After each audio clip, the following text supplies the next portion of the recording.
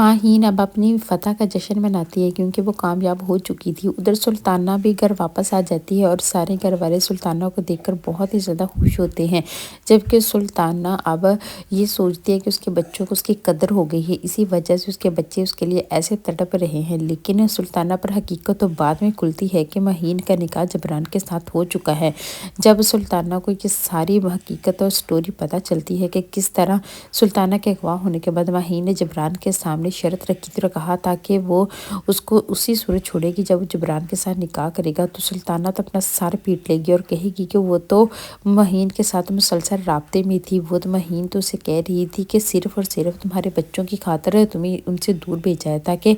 تمہارے بچوں کو تمہاری قدر ہو سکے۔ اور اب سارے گھر والے سلطانہ کے منہ سے جو حقیقت سنیں گے تو ماہین کا مکروہ چہرہ سب کے سامنے آ جائے گا، اور ماہین تو اب خوشی کا جشن منا رہی ہوگی۔ وہ تو سب سے یہی کہے گی کہ اب تم لوگ کچھ بھی نہیں کر سکتے، جو ہونا تھا وہ تو ہو چکا ہے۔ لیکن جبران کہے گا کہ میں بہت کچھ کر سکتا ہوں کیونکہ میں اس نکاح کو نہ مانتا ہوں، نہ ہی میں اس نکاح کی کوئی حیثیت رکھوں گا۔ اسی لیے ماہین سے کہتا ہے کہ تم نے یہ شرط رکھی تھی نا کہ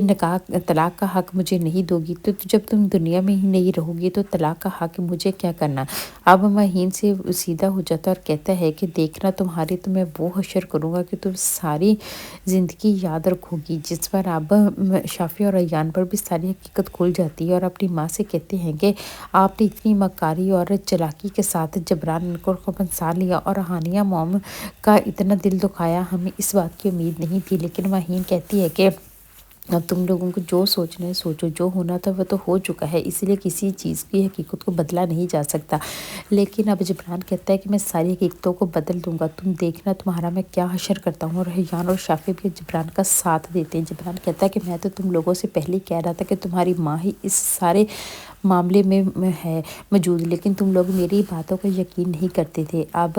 جب کہ سب کے سامنے ماہین کی حقیقت آ جاتی ہے تو ریان اور شافی اپنی ماں سے بات کرنا پسند نہیں کرتے، اور دوسری طرف سلطانہ ماہین سے کہتی ہے کہ تم اتنی بڑی دھوکے باز اور مکار عورت نکلو گی، مجھے اس بات کا اندازہ نہیں تھا، میں نے تو تم پر یقین اعتبار کر کر یہ سب کچھ کیا، مجھے پتا ہوتا کہ میری وجہ سے میرے بچے اتنی مشکل میں ہیں اور تم اتنا گھٹیا کھیل کھیلو گی تو میں کبھی بھی تمہاری بات نہ مانتی۔ لیکن ماہین سلطانہ سے کہتی ہے کہ تم تو اپنے آپ کو بڑی چالاک عورت سمجھتی تھی، دیکھ لو کہ تمہیں بھی میں نے کیسے چارہ ڈال دیا۔ دوسری طرف اب سلطانہ تو گھر واپس آ جاتی ہے، لیکن حدیقہ اب ساتھ جاتی ہے اور تاکہ سلطانہ کا تجدید ایمان ہو سکے۔ ادھر اب فرحان اور واسق بھی بہت پریشان ہوتے ہیں ہانیہ کو لے کر، اپنی ماں کو تو گھر واپس لے کر چلے جاتے ہیں، لیکن وہ اب سوچتے ہیں کہ ہانیہ کی زندگی میں خوشیاں کیسے لوٹ کر آئیں گی۔ لیکن ریان اور شافیہ و ہانیہ سے وعدہ کرتے ہیں کہ آپ فکر نہ کریں، ہم ماہین موم کی وجہ سے جو بھی تکلیف آپ کو پہنچی ہے ہم اس کا ازالہ کریں گے، اور دیکھنا جبران کا ضرور آپ کے ہو کر رہیں گے۔